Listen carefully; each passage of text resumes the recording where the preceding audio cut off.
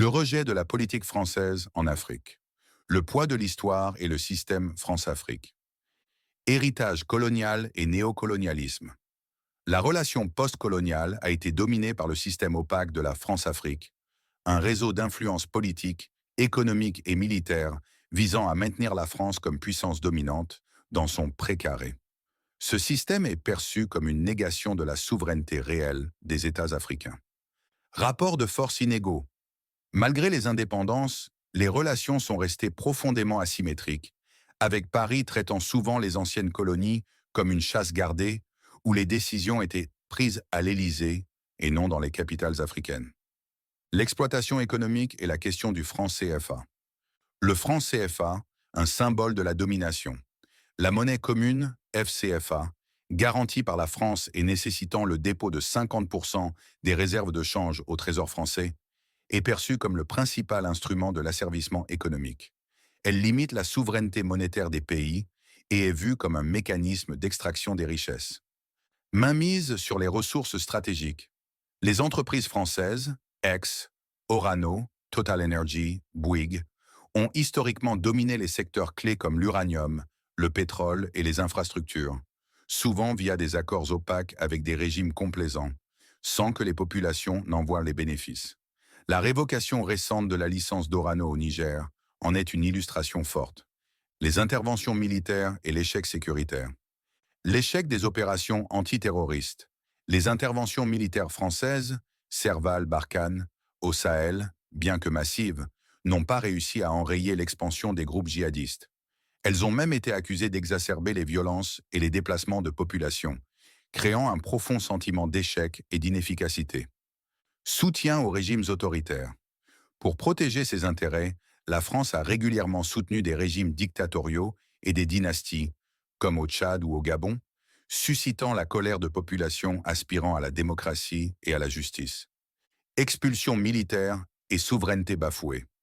Les récents coups d'État au Mali, au Burkina Faso et au Niger ont été suivis de manifestations massives exigeant le départ des troupes françaises.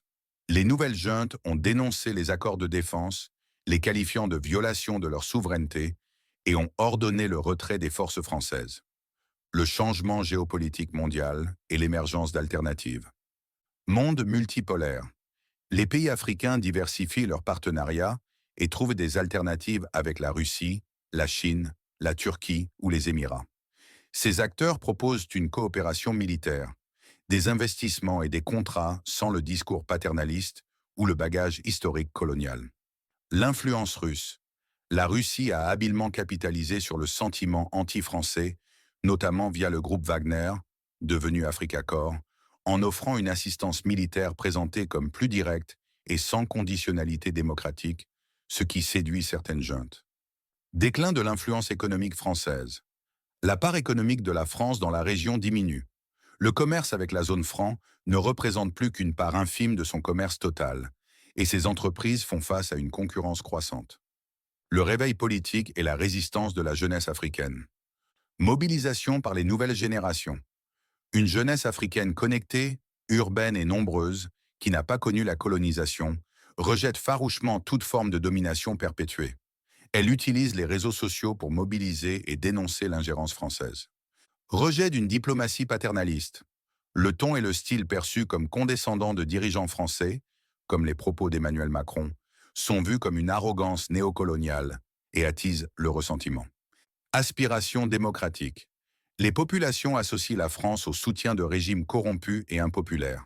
Son soutien à la CEDEAO, perçu comme un club de présidents pour maintenir le statu quo, a discrédité son discours sur la démocratie aux yeux de la jeunesse. Problèmes internes à la France et crise de leadership. Affaiblissement et impopularité de Macron. L'instabilité politique en France, motion de censure contre la première ministre Bayrou en 2025, affaiblit sa capacité à conduire une politique étrangère forte et cohérente en Afrique. Incohérence et lenteur des réformes.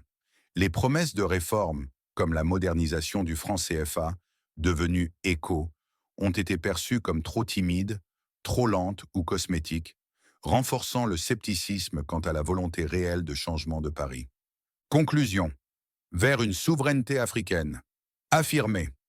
Le rejet de la politique française en Afrique est la résultante d'un siècle de relations déséquilibrées, de la persistance d'un système néocolonial et de l'émergence de nouvelles alternatives géopolitiques.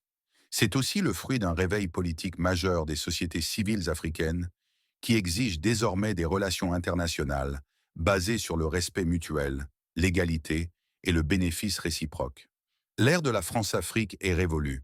Pour retrouver une influence, la France doit engager une rupture profonde, mettre fin aux mécanismes économiques hérités de la colonisation, cesser toute ingérence et reconnaître l'Afrique comme un partenaire souverain et égal dans un monde multipolaire. Note. Cette analyse est une synthèse des thèmes clés identifiés dans les sources citées. Pour une exploration plus approfondie, il est recommandé de se référer aux articles originaux.